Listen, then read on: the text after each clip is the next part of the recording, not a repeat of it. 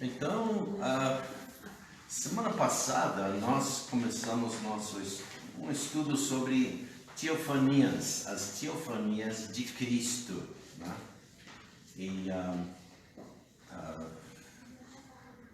definimos uma teofania como uma manifestação visível de Deus, notando que o uso restringe ao termo principalmente as manifestações teofânicas durante o período do Antigo Testamento, mas houve uma ou duas no Novo Testamento. Tais manifestações podem ser vagamente classificadas em uma de 5 maneiras. Uma mensagem direta, Deus falando diretamente com uma pessoa, uma mensagem recebida em sonho, uma mensagem recebida em uma visão, uma mensagem recebida por um anjo e, no quinto, uma mensagem recebida em sonho por um anjo. Semana passada, como nós iniciamos, vimos uma mensagem direta, ou seja, Deus falando diretamente com a pessoa. E vimos vários exemplos. Alguém lembra de algum? Do Antigo ou do Novo? Do Antigo.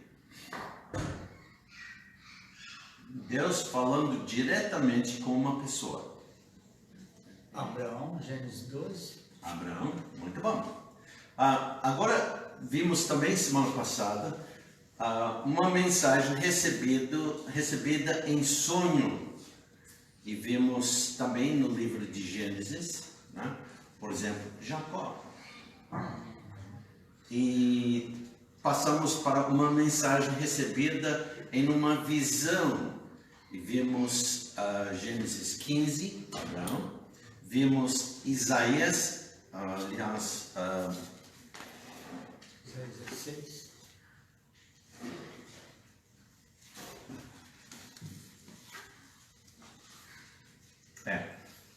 Capítulo 15, Abraão. E depois passamos para Isaías, capítulo 6, versículos 1 a 3. E depois passamos para Ezequiel, capítulo 1. Agora nós vamos para Ezequiel, capítulo 8. Ezequiel, capítulo 8. Então vamos para Ezequiel para ver outro exemplo de uma teofania no livro de Ezequiel, capítulo 8. E lembra que essa é uma mensagem sendo recebida, um homem recebendo uma mensagem por um anjo. Então, capítulo 8, versículos 1 a 4, nós lemos: Sucedeu, pois, no 6º ano, no 6º mês, no 5º dia do mês, estando eu assentado na minha casa, e os anciãos de Judá sentados diante de mim, que ali a mão do Senhor caiu sobre mim. E olhei, e eis uma semelhança como o aspecto de fogo, desde o aspecto dos seus lombos. Então dá para entender que ele está falando acerca de uma pessoa, porque agora está falando de aspectos e agora lombos, e daí para baixo era fogo. E dos seus lombos e daí para cima como o aspecto de um resplendor como a cor de âmbar. Âmbar é uma cor laranja amarelizado, né? E estendeu a forma de uma mão e tomou-me pelos cabelos da minha cabeça. E o Espírito me levantou entre a terra e o céu e levou-me a Jerusalém em visões de Deus, até a entrada da porta do pátio de dentro, que olha para o norte, onde estava o assento da imagem de ciúmes, que provoca ciúmes. Então, eu fico pensando, e aqueles outros homens, o que eles acharam com, de repente, será que eles viram também quem que chegou para levar Ezequiel? Eu creio que não, mas a gente fica pensando, será? O que eles ficaram? Talvez como os amigos. Perplexos? Talvez como os amigos de Paulo também. Ou talvez nem notou que ele tinha saído. Conversando, né? A gente talvez nem percebeu. Pode ser que eles nem perceberam. Talvez estavam empolgados num assunto, conversando. Isso acontece também, né? Sabe, mas isso eu sei que é muito especial esse tipo de colocação, porque Deus normalmente nos fala assim, muito secretamente. É como o apóstolo Paulo diz que a fé que tens, tenha para ti mesmo. Nem sempre, mas Mas basicamente, porque lá em Paulo, lá no caminho de Damasco, o pessoal, a mesma coisa. Só Paulo é que foi, no caso, chamado, e ele que percebeu tudo. Os outros ficaram meio atordoados. O que é isso, né? A coisa é que notaram que alguma coisa ocorreu, ouviu barulho, coisa assim, mas... E ele está lá no chão, o que aconteceu com ele?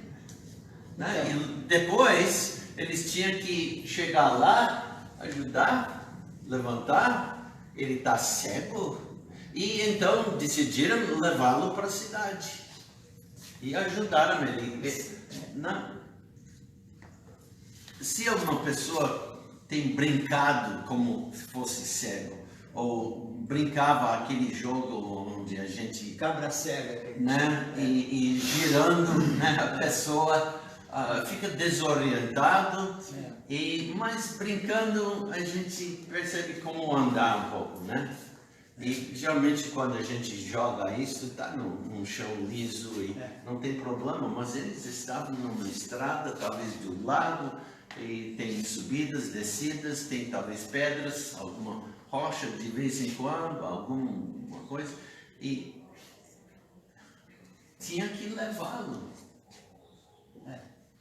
E desde a primeira vez que eu li esse trecho, já faz algum tempo, será que Deus levando esse homem pelos cabelos, será que não doeu, não? Interessante, né?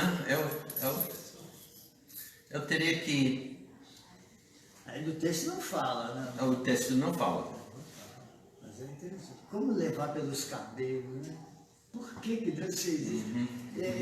Como eu já disse alguém para mim, Deus não repete milagres. Circunstâncias são parecidas, mas o mesmo milagre. Então, eu pelo menos nunca vi nenhum outro profeta, nem João na Apocalipse foi levantado pelos cabelos, né? Só ele. Talvez porque ele tinha cabelo muito grande, né? Talvez. Mas é só algo a pensar.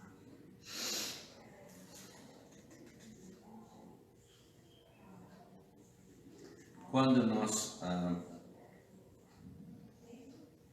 é interessante que essa pessoa... Vamos ler até versículo 4, acho que eu não li versículo 4. E eis que a glória do Deus de Israel estava ali, conforme o aspecto que eu tinha visto no vale. E está referindo de uma outra visão, em capítulo 1, né? Versículo 1, capítulo 1, e aconteceu no 30º ano, no 4º mês, no 5º dia do mês, que estando eu no meio dos cativos, junto ao rio Quebar, se abriram os céus e eu tive visões de Deus, no 5º dia do mês, no 5º dia do cativeiro do rei Joaquim, e veio expressamente a palavra do Senhor a Ezequiel, filho de Buzi, o sacerdote na terra dos caldeus, junto ao rio Quebar, e ali esteve sobre ele a mão do Senhor. Olhei, e eis que um vento tempestuoso vinha do norte, uma grande nuvem, e a gente vai lendo, e lá tem também a cor de âmbar, e vai descrevendo, né,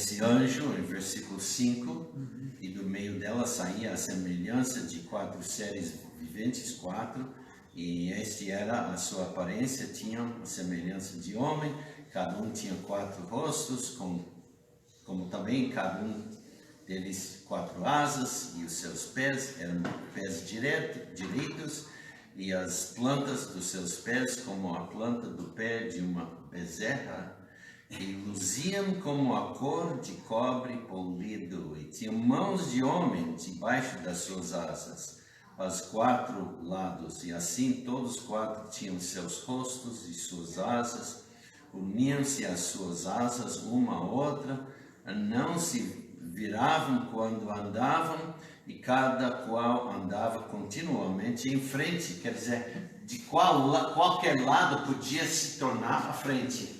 Que coisa. Né? Como, por exemplo, para dar a ideia, a gente vai no centro e a gente entra no metrô, né? E eu lembro uma vez, um grupo de pessoas que nunca tinham andado de metrô, isso ocorreu em São Paulo, um anúncio disse que a próxima parada para sair do lado esquerdo. E essas pessoas, mas qual lado é esquerdo? Elas estavam olhando para trás, né? Porque eles estavam, exato. E então alguém disse, não, estamos indo naquela direção, ao contrário, agora à sua esquerda. Né? Poxa, isso aí... Mas quando o metrô chega no fim, o motorista passa para atrás e a parte traseira agora, ele toca um botão e agora os controles estão estacionados por aí, e esse se torna frente. Então, esses seres, não importando, eles andavam sem virar seu corpo, não tinha que, porque qualquer direção era frente. Que coisa. Né? Então, aqui em capítulo 8, ele está identificando com esses seres de novo. Então, agora vamos passar para o quarto classificação. Irmão, um estudioso que produz o sabedoria para o coração, Steve Davis, ele contando uma palavra, comentando a palavra do John MacArthur, que ele é bem duro nas colocações dele, bem incisivo, aliás. Ele desmistificando uma palavra de um membro da igreja, do John MacArthur no caso, quando chegou para ele, falou para o John MacArthur, irmão, eu vi Jesus lá no banheiro, Jesus me apareceu. Aí o John MacArthur ficou olhando para ele, parou um tempo e falou assim, escuta, você estava fazendo o quê? Estava me barbeando. Estava o quê? Estava fazendo a barba. Sim. Aí ele disse, olha, isso é mentira, viu? Por quê, pastor? Porque se você tivesse visto Jesus, você nem tinha continuado a se barbear, você estava caído duro no chão. Aí ele se referiu a João, no Apocalipse. Deu, acabou a conversa. Falando de visões, né? Comentando sobre visões. E há muitas pessoas hoje em dia que falam que tem recebido visões, né? Bom, vamos para Gênesis capítulo 16. Gênesis capítulo 16. Porque no livro de Gênesis encontramos cada tipo, classificação de teofonia. Então vamos para capítulo 16 e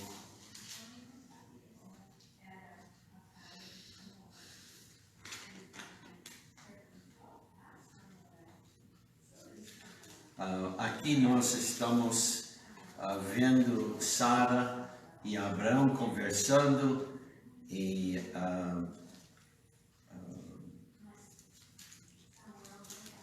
Sara está com problema, ciúmes, porque a sua serva já tinha filho e ela não tinha recebido, e quem sabe talvez a serva estava zombando, né? E obrigado pelo termo. E então Sara estava com raiva e quis mandar embora. E em versículo 6 nós lemos: E disse Abraão a Sarai: Eis que a tua Sara está na tua mão, faz-lhe o que bom é aos teus olhos.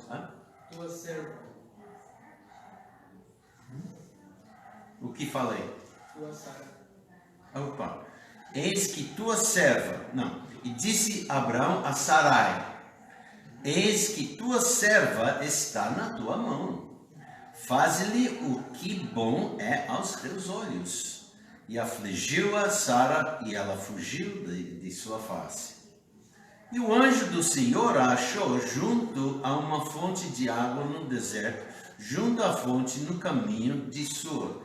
Então aqui nós vamos ver o anjo do Senhor aparecendo a uma pessoa, uma egípcia, não judia. E disse: Agar, serva de Sarai, de onde vens e para onde vais? E ela disse: Venho fugida da face da Sarai, minha senhora. Então lhe disse o anjo do Senhor: Torna-te para tua senhora e humilha-te debaixo de suas mãos. Aqui podemos ver que ela não era uma pessoa humilde, ou não estava agindo no passado de maneira humilde. Então, zombando, talvez é forte, talvez não. Porque ela estava causando problemas. Humilha-te debaixo de suas mãos. Disse-lhe mais o anjo do Senhor: Multiplicarei sobremaneira a tua descendência, e que não será contado por numerosa que será. Disse-lhe também o anjo do Senhor: Eis que concebeste e darás à luz um filho, e chamarás o seu nome Ismael, porquanto o Senhor ouviu a tua aflição. E ele será homem feroz, e a sua mão será contra todos, e a mão de todos contra ele, e habitará diante da face de todos os seus irmãos. E ela chamou o nome do Senhor, que com ela falava: Tu és Deus que me vê. Porque disse: Não olhei eu também aqui para aquele que me vê? Por isso se chamou aquele poço de Ber-la-roi, eis que está em Cades Bered. E Agar deu à luz um filho a Abraão. E Abraão chamou o nome do seu filho de Agar, que Agar tivera Ismael. Quer dizer que ela não tinha filho, né? Não tinha nascido ainda, mas tinha filho, e ela estava causando problema. Por causa do orgulho de ter concebido, e a sua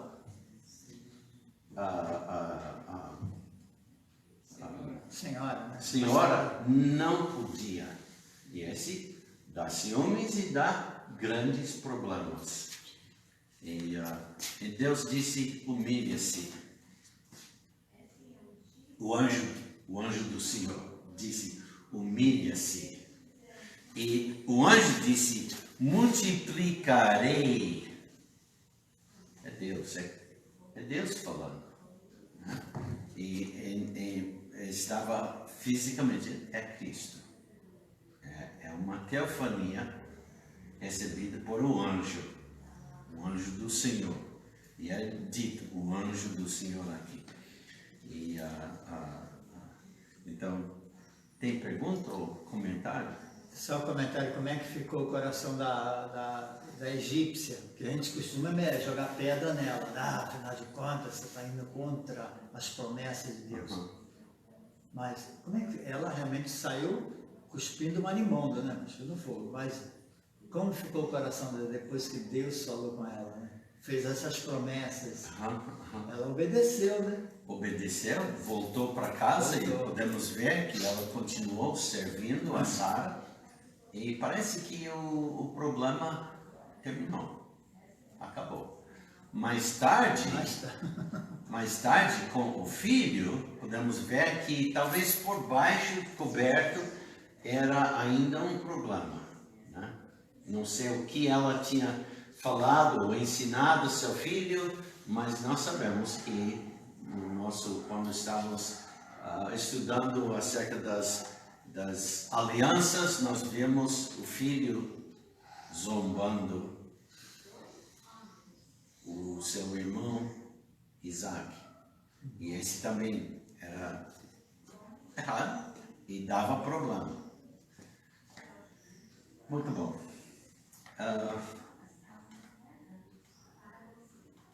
Então podemos passar para capítulo 22, para ver outro exemplo.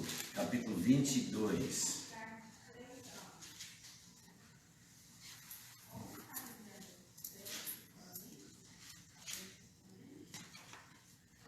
E Deus tinha dito no início do capítulo 22, mandando Abraão pegar seu filho Isaac, viajar para longe até um certo local chamado Terra de Moriá, hoje em dia a Judeia,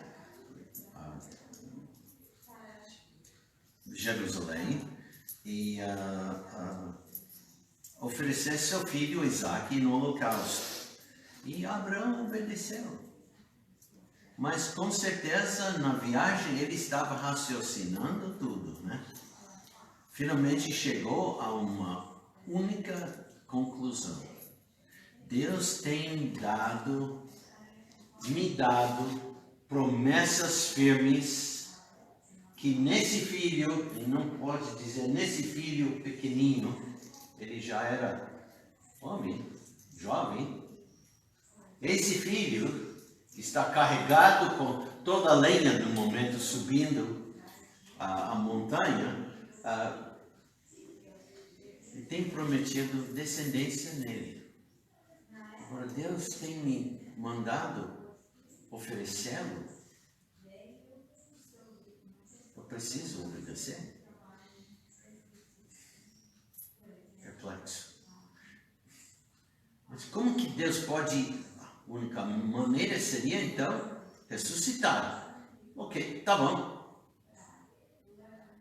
E continuou.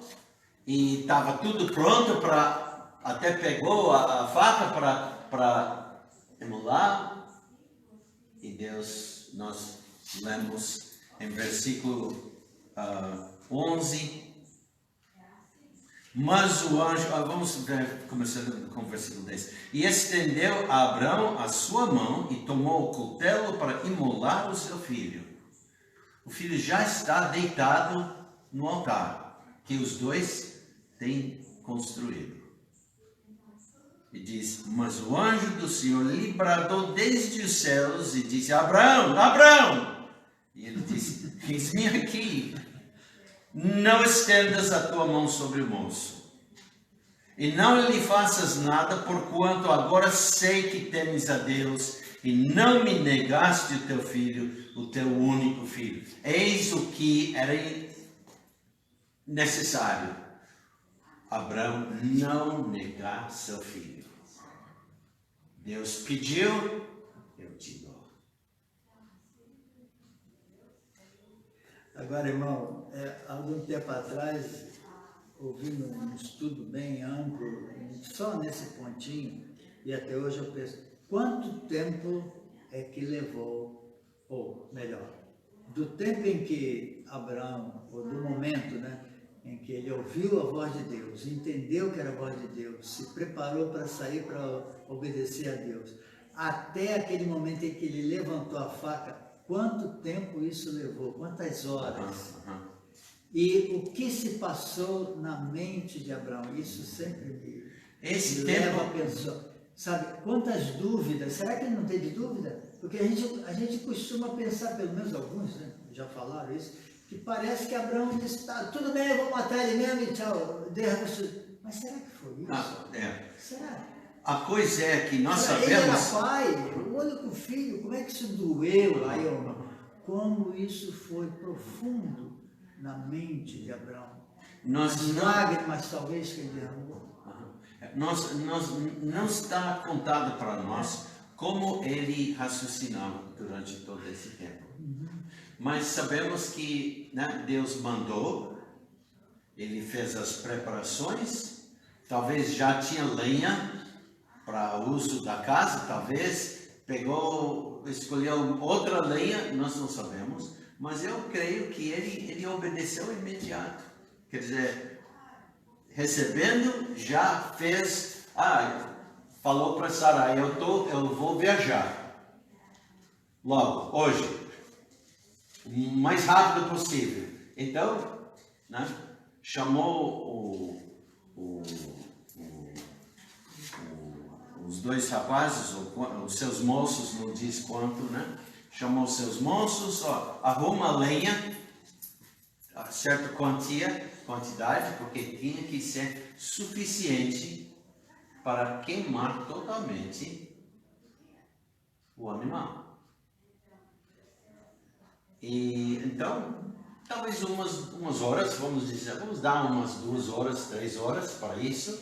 E Abraão Sarai está preparando a roupa, talvez, né? Hoje em dia, geralmente a mulher faz a mala, né? Mas não tinha mala como nós pensamos, mas ele está escolhendo os animais que vão com ele, falando com o seu filho, nós vamos, e então nós lemos que durou 3 dias de viagem. 3 dias. Está no versículo 4 do capítulo 22.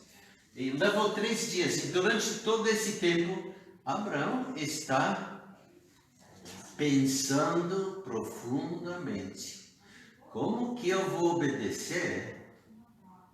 E como que Deus vai cumprir sua palavra? Ele sempre cumpre a palavra. Isso ele não duvidava.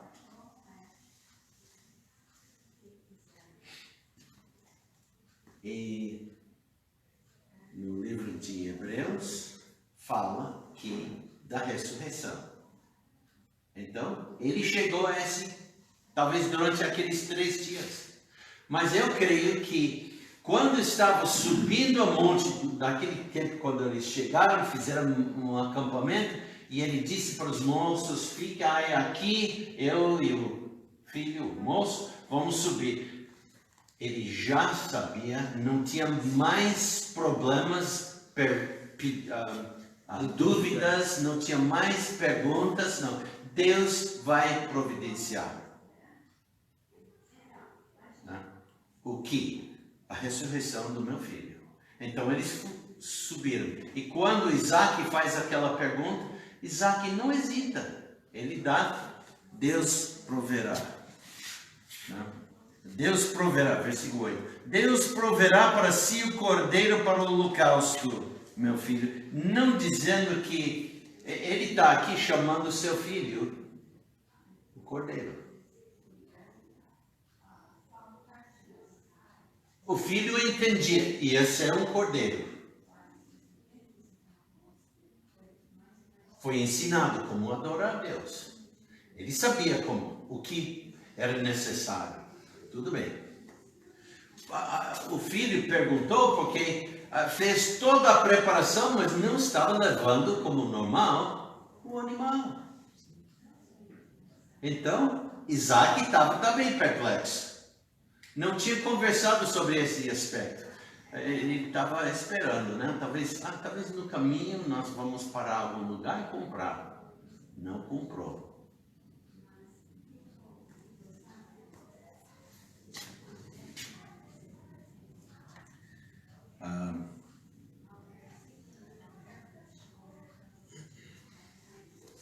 Em versículo 12 nós lemos: não estendas a tua mão sobre o moço e não lhe faças nada, porquanto agora sei que temes a Deus. E não me negaste o teu filho, teu único filho. Houve uma grande prova que Abraão tinha passado.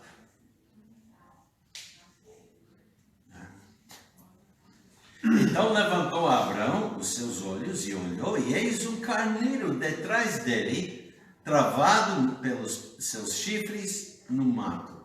E foi Abraão e tomou o carneiro e ofereceu em holocausto em lugar de seu filho. Mas lembra, ele já tinha entregado o filho. E Deus aceitou a entrega. E disse, não estende a mão contra. Chamou Abraão o nome daquele lugar. O Senhor proverá. Jeová. O Senhor proverá, donde se diz até o dia de hoje, no monte do Senhor se proverá. Jeová Jiré. Jeová Jiré, o Senhor proverá. Então o anjo do Senhor bradou a Abraão pela segunda vez desde os céus. E disse, por mim mesmo jurei, diz o Senhor, porquanto fizeste esta ação e não me negaste o teu filho, o teu único filho, que deveras te abençoarei e grandissimamente multiplicarei a tua descendência como as estrelas dos céus e como a areia que está na praia do mar, e a tua descendência possuirá a porta dos seus inimigos. E em tua descendência, agora essa é a parte interessante, está no singular, referindo uma descendência em particular, Jesus Cristo. Serão benditas todas as nações da terra, porquanto obedeceste a minha voz. Então aqui temos uma mensagem recebida por um anjo, o anjo do Senhor. E é uma teofania, é o Senhor Jesus Cristo. Pois não? Está pensando aqui nesse assunto teofânico, que pelo menos o texto não denota qual era a forma do anjo, né? Fala só a voz falando, Deus falando sem mostrar a forma dele, qualquer outro tipo de forma, como aconteceu com Ezequiel 1, né? E Deus também não chama a atenção de Abraão, que eu estava olhando aqui, mas aí me veio à mente, eu nunca tinha visto isso, que Deus não chamou a atenção de Abraão para dizer, olha para a direita lá, tem um carneiro lá. Não. Eu vejo que... O que aconteceu? Que os olhos dele foram abertos para talvez um balido, o berro do carneiro. A coisa é, com certeza, quando eles chegaram, aquele animal não estava lá. Mas chegou e ficou travado, e agora, de repente, como eu tenho pensado nesse tempinho, talvez o animal sendo travado estava tentando se livrar, e era isso o barulho que pegou a atenção para ele virar, né? A minha opinião. Não, mas eu conheço, tem uma ilustração da Neutramish que mostra, naquele estilo cronológico, mostra exatamente um animal travado lá, e provavelmente ele estava, como todo carneiro e bode não são inquietos na sua natureza, chamou a atenção dele. E era um barulho de tentar se livrar. Olha, esses animais não ficam travados. Não ficam. Mas esse ficou. E é Deus trabalhando na vida de um homem. Então, vamos para Êxodo agora, capítulo 3. Outro exemplo. Êxodo 3. Encontramos Moisés, já com mais de 40 anos de idade. Ele já tinha nascido, crescido, servido na casa de Faraó, e dizem as lendas, ou vamos dizer, as histórias passadas de pai para filho, que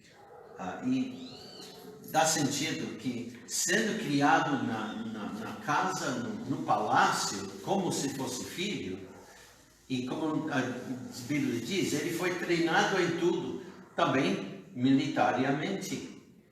E há histórias que ele se tornou um grande general.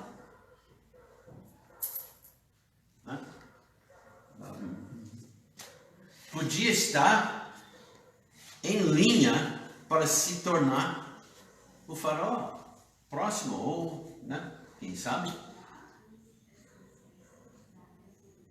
E depois, querendo proteger ou defender um dos seus patriotas, ele tinha que fugir.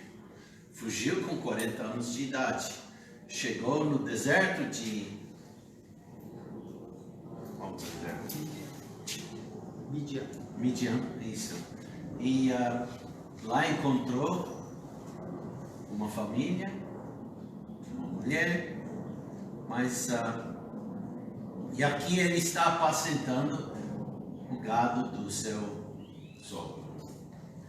E versículo 1, capítulo 3, e apacentava Moisés o rebanho de Jetro, seu sogro. Então Moisés já está casado, sacerdote de Midian. O Jetro era sacerdote de Midian. E levou o rebanho atrás do deserto e chegou ao monte de Deus, a Horebe. E apareceu-lhe o anjo do Senhor, novamente aparecendo um anjo do Senhor, em uma chama de fogo do meio de uma sarça.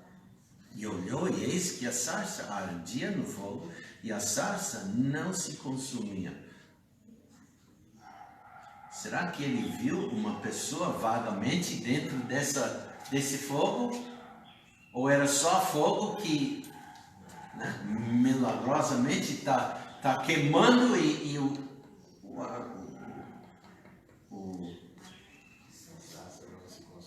O texto é bem... e a sarça, a planta não está consumindo, né? bem conclusivo o texto, né? É fogo. E eis que a sarça ardia no fogo e a sarça não se consumia. E Moisés disse: agora me verei para lá e verei esta grande visão, porque a sarça não se queima. Eu acho que ele não percebeu ou não viu nenhuma forma de pessoa. O que ele estava vendo era a sarça queimando e não sendo consumido.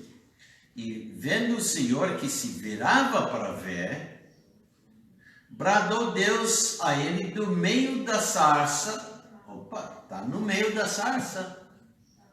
E disse: Moisés, Moisés. Respondeu ele: eis-me aqui. E disse: não te chegues para cá. Quer dizer, não chega mais perto.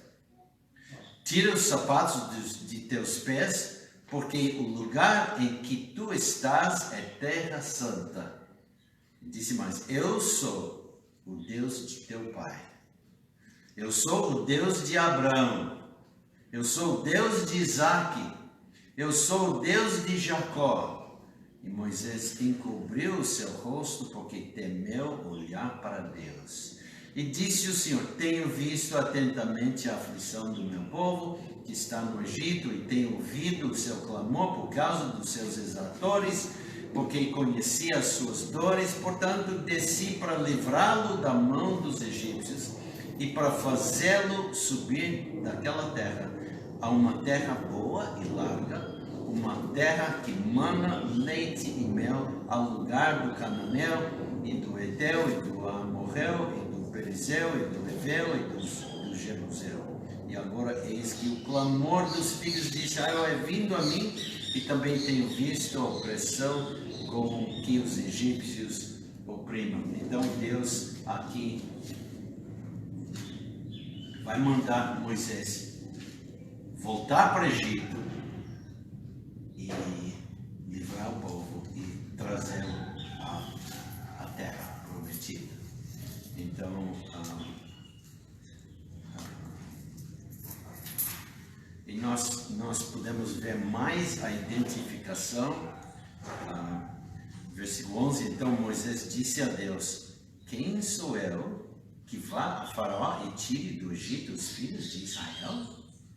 E disse: certamente eu serei contigo, e isto te será por sinal que eu te enviei. Quando houveres tirado esse povo do Egito, servireis a Deus neste monte. Opa, pronto. Ele vai voltar com todo o povo para esse monte, Horebe. Então disse Moisés a Deus: Eis que quando eu for aos filhos de Israel, eles disseram, o Deus de vossos pais me enviou a vós, e eles me disseram, qual é o seu nome? Que lhes direi? Ele não sabia o nome de Deus. E disse Deus a Moisés, eu sou o que sou. A tradução. E disse mais, assim dirás aos filhos de Israel, eu sou, me enviou a vós. E Deus disse mais a Moisés, assim dirás aos filhos de Israel, o Senhor Deus de vossos pais, o Deus de Abraão, o Deus de Isaque e o Deus de Jacó, me enviou a vós. Este é o meu nome eternamente, e este é o meu memorial de geração em geração. Vai e ajunta os anciãos de Israel e diz-lhes, o Senhor Deus de vossos pais, novamente repetido, o Deus de Abraão, o Deus de Isaque, o Deus de Jacó me apareceu, dizendo, certamente vos tenho visitado e visto o que vos é feito no Egito. Portanto, eu disse, far-vos-ei subir da aflição do Egito à terra do Cananeu, do Eteu, do Amorreu, do Perezeu, do Eveu e do Jebuseu, a uma terra que mana leite e mel. Uau, né? E podemos ler, realmente essa história continua até capítulo 4, podemos ler até versículo 17. Mas aqui, uma mensagem recebida por um anjo e a Deus. Vamos para Juízes agora. Pastor, Sim, pois não. com licença. É interessante que a expressão o anjo do Senhor, acredito que em todas as partes do Antigo Testamento que se tem esse detalhe do evento ser classificado como uma aparição de Deus, a expressão o anjo do Senhor ganha um artigo definido, né? Não Exato. um artigo indefinido, um Correto. anjo do Senhor.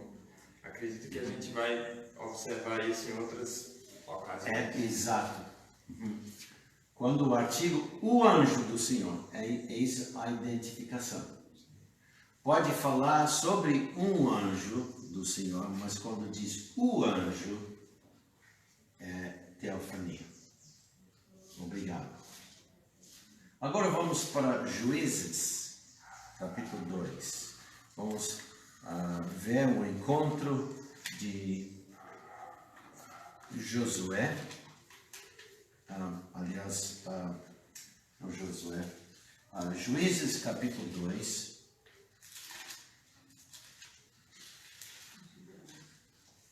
Juízes, capítulo 2.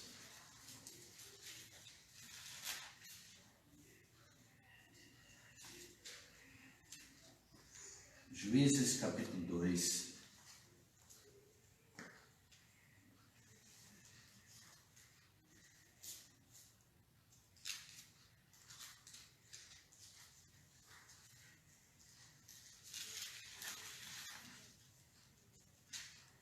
Eu estava olhando o capítulo 3, perplexo. O que é isso? Pensando que estava no capítulo 2. Capítulo 2. E subiu o anjo do Senhor de Gilgal a Boquim, e disse, do Egito vos fiz subir, e vos trouxe a terra que vossos pais tinham jurado, e disse, nunca invalidarei a minha aliança convosco. E quanto a vós, não fareis acordo com os moradores desta terra, antes derrubareis os seus altares, mas vós não obedecestes a minha voz. Por que fizestes isto? Assim também eu disse, não os expulsarei de diante de vós, antes estarão como espinhos nos vossos lados, e os seus deuses vos darão por laço. E sucedeu que, falando o anjo do Senhor essas palavras a todos os filhos de Israel, o povo levantou a sua voz e chorou. E por isso chamaram aquele lugar Boquim, e sacrificaram ali o Senhor. E havendo Josué despedido o povo, foram-se os filhos de Israel, cada um a sua herança, para possuírem a terra. Então aqui é Josué, né? Mas também o povo. Todo o povo estava congregado. Eu entendo que o povo ouviu a voz do Senhor, além de Josué. Pelo texto, quando nós lemos, como especialmente versículo 4, sucedeu que, falando o anjo do Senhor essas palavras a Josué, a todos os filhos de Israel, o povo levantou a sua voz e chorou. E sacrificaram. E havendo Josué despedido o povo, foram-se os filhos de Israel, cada um a sua herança, para possuírem a terra. Então esse ocorreu no fim da vida de Josué. Eu vejo que eles estão chorando porque sabiam que logo ele ia partir da terra, quer dizer, ia falecer. Tinha dirigido o povo, liderado o povo, desde que Moisés morreu.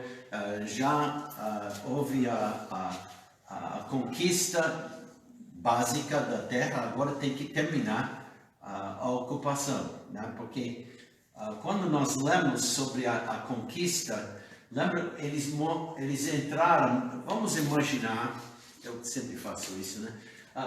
Lá na cortina, aqui está no meio, né? Então, vamos imaginar lá o Rio Jordão.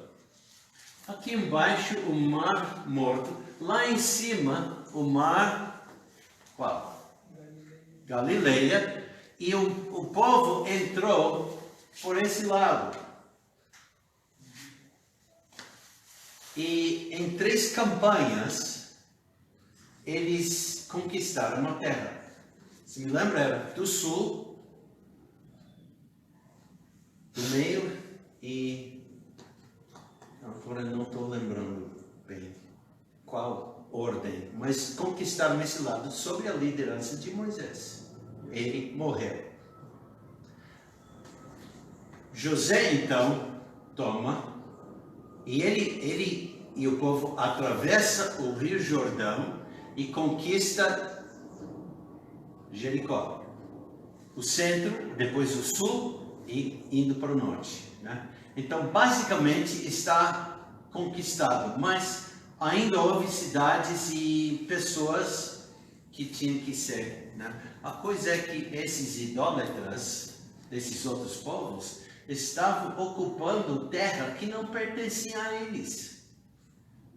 Porque nós sabemos que Deus, na antiguidade, já tinha dividido a terra para os povos.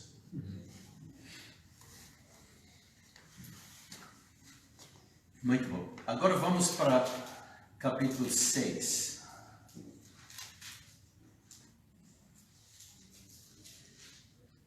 Capítulo 6.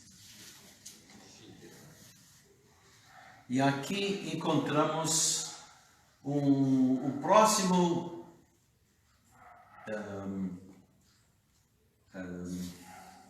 juiz, Gideão. Capítulo 6, versículo 11.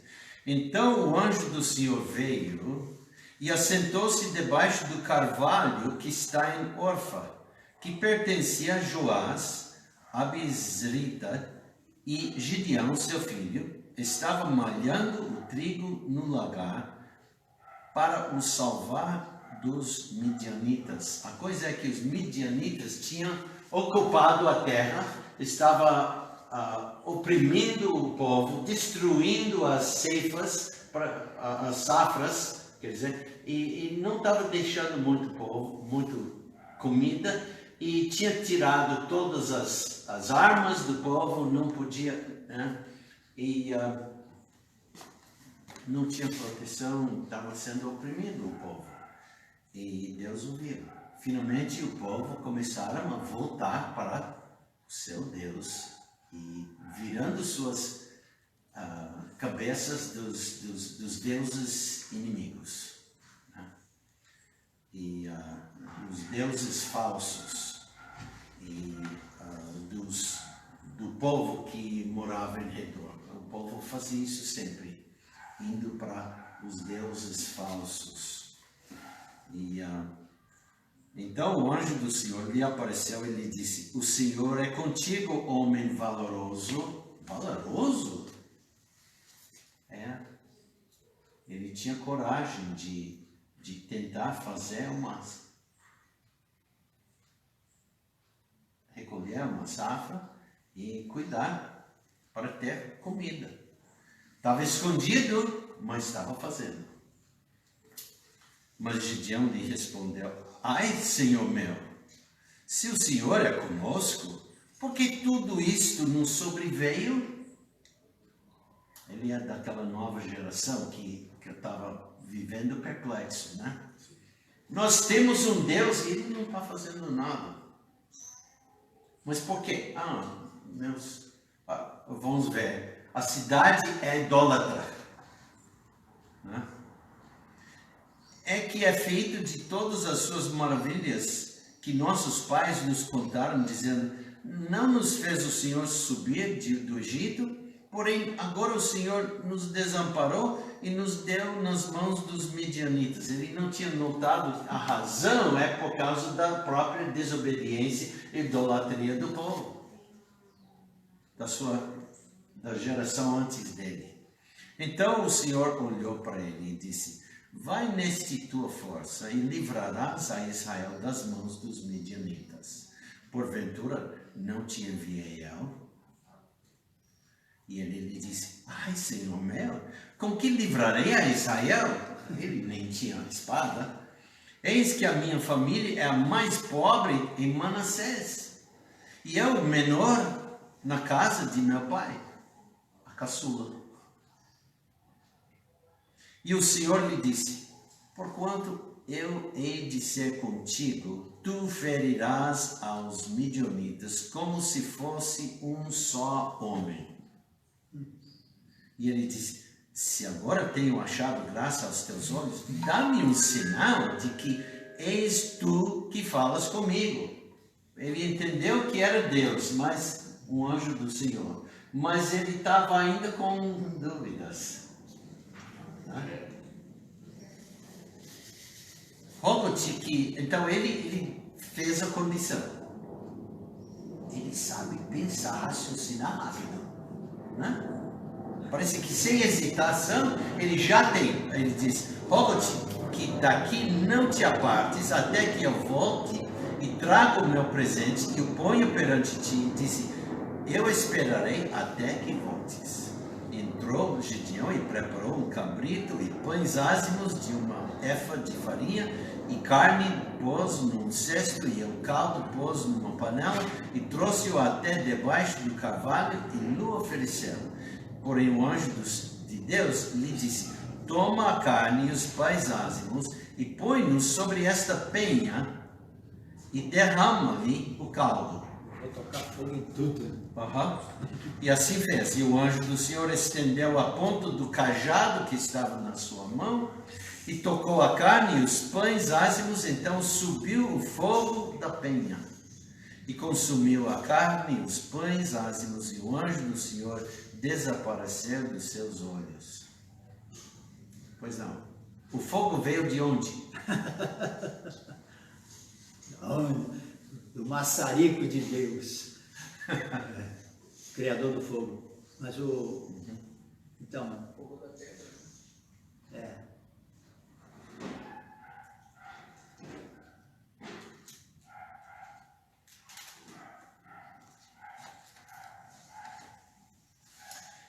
Então, posso fazer um comentário? Pois não.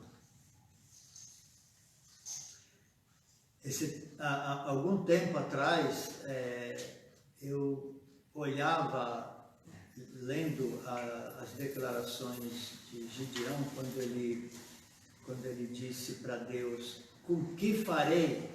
E eu achava, poxa, mas que incredulidade!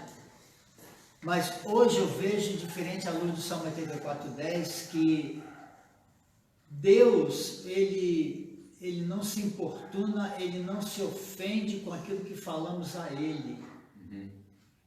E a gente vê claramente que Deus não estava se importando se ele era incrédulo, muito ou pouco, não, mas primeiramente que Deus tinha um trabalho para ele, uma mensagem para ele, mas que viu a disposição, a sinceridade, quando ele disse, olha, sou o menor dos filhos do meu pai, somos pobres, como é que tu vais fazer? Moisés também não falou isso lá atrás? Moisés falou, Ezequiel também falou, né? Ou seja, ele confessou a sua fragilidade. Isso que me chama a atenção. Deus usa a fragilidade. Sim, claro, claro. Mas para mim, primeiramente, ele entende a sinceridade. Assim, eu não sei. Evocando mais uma vez o Salmo 84:10. Eu não sei. O que eu vou fazer? Ele estava entendendo que ele falava com Deus. Esse que é o ponto. Ele entendeu. Ele fala. Então ele se expunha como ele se expôs. E aí ele ouviu as orientações de Deus. Eu creio que é uma lição, pelo menos para mim, válida até hoje. Abre a tua boca, fala. Hoje de manhã estava comentando em casa, no nosso culto lá, a necessidade de abrirmos a boca e falarmos. Enquanto a gente não fala, muitas vezes Deus não fala conosco, Deus não nos dirige, porque a gente fica lá com a boca fechada e segue a própria cabeça, e Deus não abençoa. Então vamos ler mais aqui. O anjo fez queimar tudo. Versículo 22. Então viu Gideão que era o anjo do Senhor e disse Gideão: Ah, Senhor Deus, pois vi o anjo do Senhor face a face. Face a face. Era lá carne. Corporalmente. Porém o Senhor lhe disse: Shalom Aleichem, paz seja contigo. Não temas, não morrerás. Está dando a segurança. Gideão estava pensando que ia morrer. Igualmente como Isaías em capítulo 6. Ai de mim, né? Então Gideão edificou ali um altar ao Senhor e chamou-lhe: O Senhor é paz. E ainda até o dia de hoje está em Orfa de Abiezritas, Jeová Shalom. Né? O Senhor é paz, em nome de Deus. E aconteceu naquela mesma noite que o Senhor lhe disse: Toma o boi que pertence a teu pai, a saber, o segundo boi de 7 anos, e derruba o altar de Baal. Lembra? Eu disse, a cidade era idólatra, e tinha no centro da cidade o altar. Tinha muitos altares, mas o altar. Essa foi difícil, né? Todo mundo vai notar quando levantar de manhã algo aconteceu. Onde está o nosso altar? Né? O altar de Baal. Baal é a palavra que quer dizer mestre.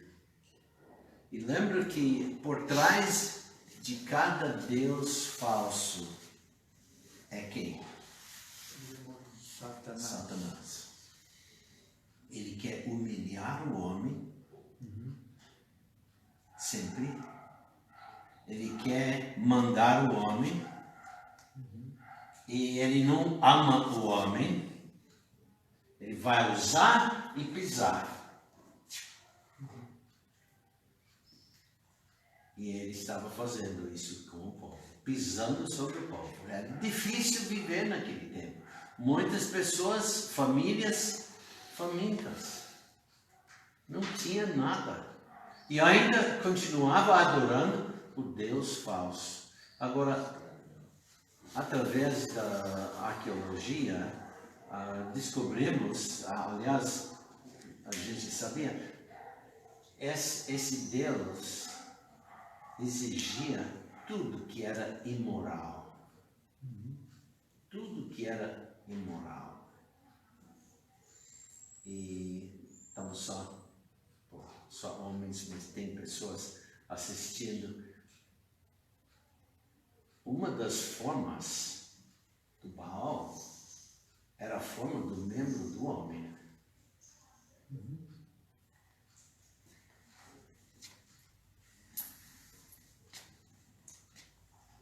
Bom, então ele faz. Versículo 28, levantando-se, pois, os homens daquela cidade de madrugada, eis que estava o altar de Baal derrubado, e o bosque estava ao pé dele, cortado, e o segundo boi oferecido no altar que fora edificado. E uns aos outros disseram, quem fez essa coisa? Então logo eles inquiriram e descobriram que era Gideão, o filho de Joás, fez essa coisa. E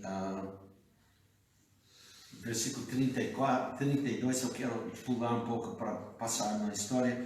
Por isso, naquele dia se chamaram Jerubaal, dizendo, Baal contenda contra ele, pois derrubou o seu altar. Então virou uma coisa, Baal contra o filho de Joás.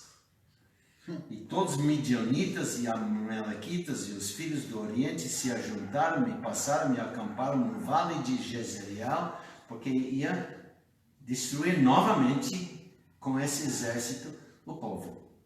Então o Espírito do Senhor revestiu a Gideão, o qual tocou a trombeta, e os abiezeritas se ajuntaram após ele, e enviou mensageiros por toda a tribo de Manassés, que também se ajuntou após ele, e também enviou a mensageiros a Aser, outra tribo, e Zebulun, outra tribo, e a Naftali, outra tribo, que saíram-lhe ao encontro. Disse Gideão a Deus, se has de livrar a Israel por minha mão, como disseste, parece que ele está com últimas dúvidas. As últimas, né? Eis que eu porei um velo de lã na eira. Se o orvalho estiver somente no velo e toda a terra ficar seca, então conhecerei que has de livrar a Israel por minha mão, como disseste. Então, uma noite passou e foi assim. Uou. Deus respondeu. Deus respondeu e ele deveria ter acabado com todas as dúvidas. Mas Né? E assim sucedeu, porque no outro dia se levantou de madrugada, versículo 38, e apertou o velo, e do orvalho que exprimiu do velo, encheu uma taça de água, bastante água. Disse Gideão a Deus, não se acenda contra mim a tua ira. esse que é o ponto, irmão. Se ainda falar só esta vez, me lembra de Abraão com Ló, né? Exatamente. Rogo-te que só esta vez faça a prova com o velo. Rogo-te que só o velo fique seco e em toda a terra haja o orvalho. E Deus assim fez naquela noite, pois só o velo ficou seco. E sobre toda a terra havia orvalho. Acabou as dúvidas, e vamos ver isso em capítulo 7, que nós não vamos estudar, porque nosso tempo está acabando, e o nosso assunto não é esta, mas teofanias. Irmão, cabe só um paralelo que aconteceu com o irmão, eu posso citar o nome dele, ele está vivo. A esposa dele, isso foi acontecer em Pernambuco. Ok? Esse assunto aconteceu em Pernambuco, no Instituto Bíblico Macedônia. Esse irmão, Donald Austin, seu sobrenome Austin, a esposa dele teve câncer. Então, ele andou por um tempo aí clamando a Deus, Sara, minha esposa, testemunho dele. Mas ele chegou a um ponto de que ele precisava orar mesmo. Ele concluiu o testemunho dele. O que ele fez? Ele construiu uma choupana, assim, tinha uma matinha lá em cima, na área verde de Pernambuco, né? A zona da mata que chamam. Então ele construiu uma cabaninha. Então de manhã ele saía para lá orar. Concluindo, Eu lembrei disso, não sei se ele pegou referência com Gideão, que é um dos meus heróis, esse aí. Deus permitiu a cirurgia, tirou uma parte do seio da esposa dele, que é muito amiga da minha esposa também, da Alvinha chamada, mas até hoje ela não teve mais nada. Ele conta que foi, mas aqueles momentos para ele foram dramáticos, como certamente foi para Gideão, como foi para Abraão também, dramático, porque até o momento em que Deus responde, o momento da nossa aflição, a gente sofre. Né? Então, somente esse paralelo realmente. Experiências Deus, não podemos né? discutir. E realmente ele fez isso, como Gideão passou todo esse tempo. Será que Deus vai realmente me usar? Então eu dou toda a razão para José, porque eu sou assim. Eu preciso ver. E Deus, ele mostra, fala. E hoje ele fala pela palavra, que é assim, né? A gente está estudando essas aparições de Deus. Claro, Deus não responde sempre da mesma maneira. Muito bom. Então, temos visto como a mensagem recebida por um anjo. Semana que vem vamos para capítulo 13 e veremos mais um exemplo antes de passar para outra manifestação, outra maneira de Cristo se manifestar, né? Então, vamos orar. Pai, obrigado pelo privilégio que temos de estudar a Tua Palavra. E Pai, como estamos olhando as teofanias, onde Tu, Cristo, apareceu perante os homens em várias maneiras, se manifestando para comunicar às pessoas certas mensagens particulares, mensagens que está tudo registrado na Tua Palavra. Pai, obrigado por todos esses. Agora nos dirige nesse dia.